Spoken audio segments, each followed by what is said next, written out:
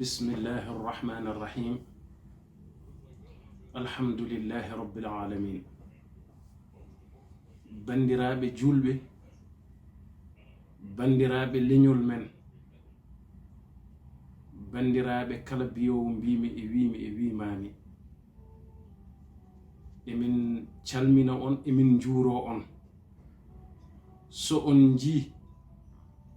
ni no mbaɗirmi oɗon gandi to podmi huccude wonande alhamdulillahi rabbil alamin rafi biteɗo virus corona garɗo o e leydi meɗen Sénégal ena ari e aduna o pop jinmi wiide yimɓeɓe yoɓe gartir haqqillaji mabɓe yoɓe gandu ɗum ɗo ko musibaji ɗi ganduɗa ko Allah tellini ɗum won noon ko nelaɗo Allah sallallahu alayhi wa sallam wino o wino so tawi rafiji ngari e moɗon goto e moɗon pop woto yaltu so tawi koye wuro ngo gonɗa ngo ɗum ari woto yaltu ɗon jaaha wuro wongo so tawi kadi nanɗa ɗum ko wuro wongo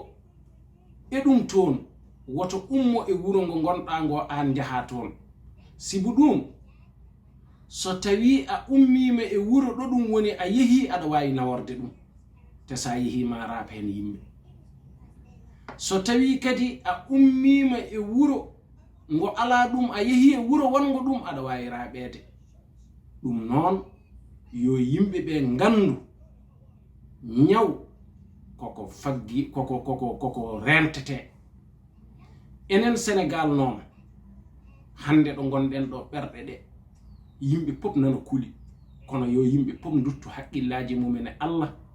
ganda ko Allah hulete mayde koko arata kullu nafsin zaiqatul maut kala fittano mendu wurde mano maayi ala ko heddotoɗo so wona Allah subhanahu wa ta'ala kono noon wiyama kadi nelaɗo sallallahu alayhi wa sallam wi addu'a'u silahul mu'min jogitare julɗo ko duwaw eɗen duwo kono noon ko duwiɗen ko fof kadi kullu shay'in lahu sababun kala ko jiiɗa ena waɗi sababu doctoreɓe no ngoodi kamɓe Allah waɗani en ɗo kamɓe gandi rafiji ɗi kamɓe gandi no ɗum safrorto nananen doctoreɓe ɓe ɗo ɓe ndewni en ndewen koɓe kadi en goppen ko ɗum woni gongo ko ɗum nelaɗo yamiri ɗum Allah yamiri ɗum noon yo yimɓeɓe keɗo doctoreɓe ɓe goppa renda rendoji ɗi zéruji ɗi e gueɗe ɗe pop uste so rafi ari yimɓe laaɓadira deedi kalda gongo gueɗe ɗe pop koko foti ustede dente ɗe e gueɗe ɗe no doctoreɓe ɓe mbiri ɗum ni soɗen jiɗi hisde e rafi o alay sago nanen jamiroje mabɓe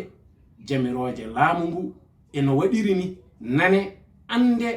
eywa faame golle so en golliri noon Allah no wawi en dandude e oɗo rafi bonɗo te kadi noon on ji minen komin seremɓe min jogui tan ko duwaw komin awluɓe Allah tan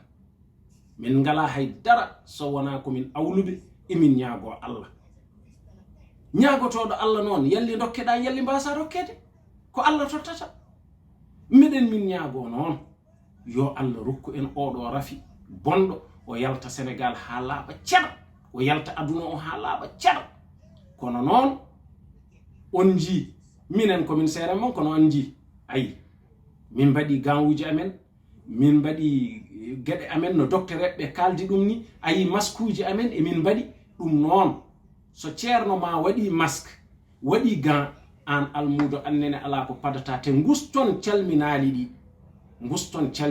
ɗi neɗɗo woto hersu hankadi wasde salminde neɗɗo gam ko rafi o tolni ɗon on jii Saoud ɓuri en forde e bange diine kono ayi lamɗo maɓɓe heccanki haali wi juma mawɗo o hankadi 15 minutes hakkunde khutba o e julgol ngol woto ɓur 15 minutes ɓen ɓuri en doole ɓe mbaɗi ɗum eɓe ngoni julɓe en ɓurani ɓen wonde julɓe ɗum ɗon noon so ɓen mbaɗi ɗum ko andude rafi o nombo wayi en jii kadi Maroc on jii zawiya cheikhna ahmad tidiani ɓe guddi zawiya o ɓe mbi ko ɓe uddoɓe ɗum sababude rafi o joni noon en ɓurani ɓen wonde julɓe ndeke enenne paggituɗen koye men woni faggitade hoore mum ko rentade ndewen docteur ɓe no kaldini dente ɗen gustenɗe e ko enen goni seremɓe noon ko enen mbaɗata kalnata julɓe ɓe nana so tawi oɗon nana onon Sénégal naaɓe fuutankoɓe leñol ngol onon pop min Cheikh Oumar Thierno Mouhamadoul Bachir e yamirore khalifa o ko ni de min mbi ko ni no Allah wini nelaɗo Allah wini ko ni min mbi ɗum noon tinnoɗe